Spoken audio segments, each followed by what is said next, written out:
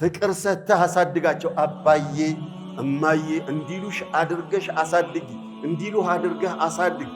ሕፃናት የሆኑ ልጆች ወላጆቻቸው ላይ የነፈቃ መብት አላቸው። ሊቀልቧቸው ሊያለብሷቸው የሚገባው ወላጆች ናቸው። ሲጋር ትናንሾች ለምን ተባለ? ልጆቹን ጠላት አድርጎ ያሳድጋል። ከዚያም ዞሮ ደግሞ ልጆች የበደሉኝ ብሎ ይረግማል። ወላጆች በሐያት ያለውለት ሰው እጁ ላይ ለየት ያለ ጋሻ እጁ ላይ ነው ያለው። ለየት ያለ የትኛውም ጦር የማይወጋው የትኛውም ፍንዳታ የማያደብነው። አንዳንዱ እኮ ለአንድ ቤት ኦር ለአንድ ልጅ እንኳን የማይሆናል እንኳን እዛም እዚህም 15 ወልዶ ቀርቶ ለአንድ ልጅ የማይሆን ማንነት ያለዋል። طيب ثم قال الأبوان على ولدهما ወላጆች ልጆቻቸው ላይ ሐቅ አላቸው። بمعنى ልጅ ወላጁን መቀለብ ግዴታው ነው። የወላጅን ሐቅ አስቀደመ ከልጅ ሐቅ የሚቀድመው እሱ ስለሆነ بقوله تعالى وبالوالدين إحسانا ለወላጆቻችሁ መልካምን ዋሉ አለ። ኢሕሳናን ብሎ የኢሕሳኑን አይነት አልገለጸውም። እንዲህ አድርጉላቸው አላለም። ሁሉንም የመልካም አይነት ነገር በሙሉ አድርጉላቸው አለ ለወላጆች። ወላጆች የሆነ ነገር አድርግልኝ ብለው ከጠየቁ ያንን ነገር ማድረግ የሚችል ከሆነ ልጅ ዋጅብ ከጠየቁ፣ ሳይጠይቁ ማድረግ ኢሕሳን ነው። ከጠየቁማ ግዴታ ነው። تمام إذن وبالوالدين إحسانا ولقول الرسول صلى الله عليه وسلم لما سئل عن أحق الناس بحسن الصحبة فمن بأقربوت رقد لي يبلت على ولتها بمهون رقد لي يعني ولتها بموال آمين ملكان بمسراتنا دقنت يقرب بتعام ما يقربو سو ليت ياله بوتها مسطو ليت ياله انكبكابي ما درقلت سو ማን ነው ተብለው ሲጠየቁ ነብዩ ሰለላሁ ዐለይሂ ወሰለም ኡሙክ አሉ። ለእናትህ ነው አሉ። ثم أمك ثم أمك ثم أمك بحسن الصحبة ሌላው የውስጥ ሚስጥሬን ለማንም የማልነግረውን እምነግረው ማን ነው? በቃ የሚስጥር ጓዳዬ የማደርገው ማን መሆን አለበት በሚለውም ከሄድን ኡሙክ በሁሉ ነገር ማስቀደመው ማን ይሁን? ኡሙክ ومن يقدم في حياتنا አሁን ማን ነው የሚቀደመው? እኛ ጋር ማን ነው የምናስቀድመው? ዘውጃቱን አይደል?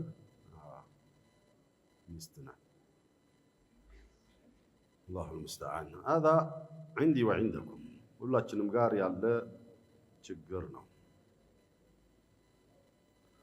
وعاط لكل ذي حق حقه لሁሉም የመብት ባለቤት መብቱን ስጠው ነው ሸርዑ የሚለው። وللزوجة حقها وللأم حقها وللأب حقها وللأولاد حقوقهم ሁሉም የየራሱ የሆነ ሐቅ አለውና ያንዱን ሐቅ ለሌላው ሸርፈን መስጠታችን ነው ችግር የሆነው። እስላም ያላብራራው ነገር አልነበረም። ስለዚህ ወደ እናት ትንሽ መለስ እንበል። የእናት ነገር ልዩ ትኩረት ይፈልጋልና ለእናት ቅድሚያ ይሰጥ። አልሙሂም ነፈቃው ግዴታ ነው። ነፈቃው ግዴታ ነው ማለት ከኛ ባናስበልጣቸውም ቢያንስ እኛ ጋር እኩል ማድረግ እንኳን ቢጠናን እናጠጋጋቸው ትንሽ። ወላጆች በሐያት ያለውለት ሰው እጁ ላይ ለየት ያለ ጋሻ እጁ ላይ ነው ያለው። ለየት ያለ የትኛውም ጦር የማይወጋው የትኛውም ፍንዳታ የማያደብነው ለየት ያለ ጋሻ እጁ ላይ ነው ያለው። በተለይ ደግሞ እናት እጁ ላይ ያለችለት ሰው። ስለዚህ ወላጆች ልጆች የወላጆቻችሁን ዱዓ የእናታችሁን ዱዓ የመጠቀሙን ረገድ አደራ ነው የምለው። በተለይ ለልጆች ትንሽ ደግሞ ወጣትና ጎልመስ ስላልነው ወላጆቻችን በሐያት ያሉልን ሰዎች እንደው እናታችንን በመንከባከብ አባታችንን በመንከባከብ እንደው ከነሱ መልካሙን በዱዓቸው ሀያታችንን ለማሳመር እንደው አደራ ነው የምለው ለኔም ለእናንተም አላህ ያግራልን። ለወላጆቻችንን እድሜ አላህ ያርዝምልን።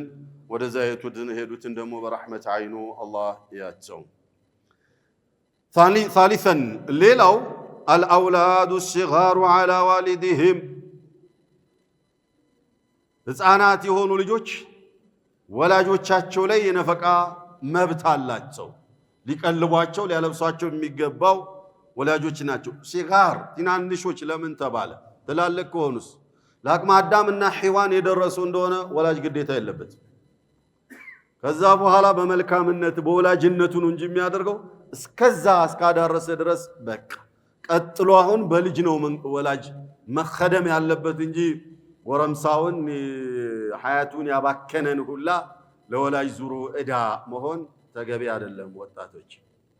ወጣቱ ለሀገር የሚጠቅም ለማህበረሰብ የሚጠቅም ለኢስላም የሚጠቅም ከራሱ አልፎ ኡማውን ማገልገል የሚችል ወጣት በልጅነት እድሜው ሐያቱን በከንቱ ያባከነና ዝም ብሎ በእንቶ ፈንቶ ያባከነና የሆነ ደረጃ ላይ ሲደርስ ስታክ ያደርጋል። እዛ ጋር ይቆማል፣ መቀጠል አይችልም።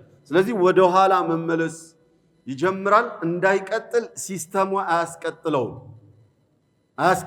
አልተማረም፣ አልቀራም፣ ምናምን የለመደው ነገር የለም። በቃ እዛ ጋር ሲደርስ ይቆማል። የልጅነት እድሜ ላይ በመራገጡ በምኑ ያልፋል።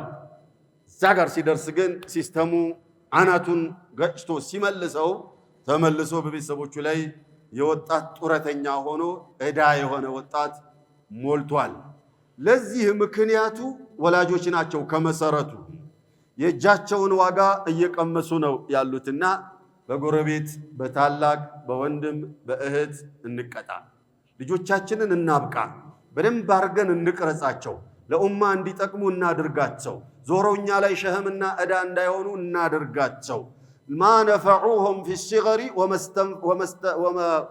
ወመስተፋዱ ቢህም ቢልኪበር አልጠቀሟቸው በልጅነታቸው በትልቅነታቸው ደግሞ አልተጠቀሙባቸውም። ኢብኑል ቀይም ረሕመቱላሂ ዐለይህ እንዳሉት ኢዛ ነዘርተ አክሰረ ሙዕዘመ አስባቢል ፈሳድ ፊል አውላድ በልጆች ላይ የመበላሸትን አብዛኛውን ምክንያቶችን በደንብ አድርገህ ያጤንክ እንደሆነ በወላጆች ምክንያት ነው የተበላሹት። በተለይ በዛሬ ዘመን ፕሌይስቴሽን፣ ሰበንዲ፣ ቲቪው፣ ቻናሉ፣ ቪዲዮ ቲክቶኩ፣ ዩቱቡ ምናምን ለልጆች ማራኪና ልጆችን ገዳይ በሆነ መልኩ ተዘጋጅቶ በመጣበት ዘመን ወላጅ ግብ ሳይኖረው ልቅ ያደረገ እንደሆኑ ልጆችን ይከስራል።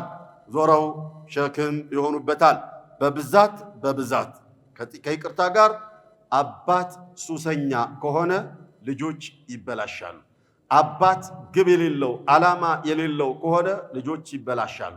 አባት የሁለትና የሶስት ቤት ከሆነ እዛም እዚህም እየባከነ ልጆች ይበላሻሉ።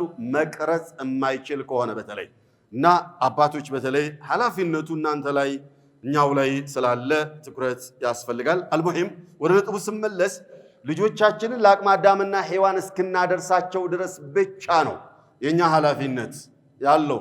ሱሰኛ ያልኳት ላይ ጣዋት ላይ የሱሱ ሰዓት ረብሾታል። ልጆቹን የሚቀርጽበት ሰዓት ከልጆቹ የሚያወራበት ሰዓት ምናምን የለውም። የጀበኒ ነው የሚያስጨንቀው። ከፍ ብሎ ቀን ላይ ቅሞ ወፈፍ አድርጎታል።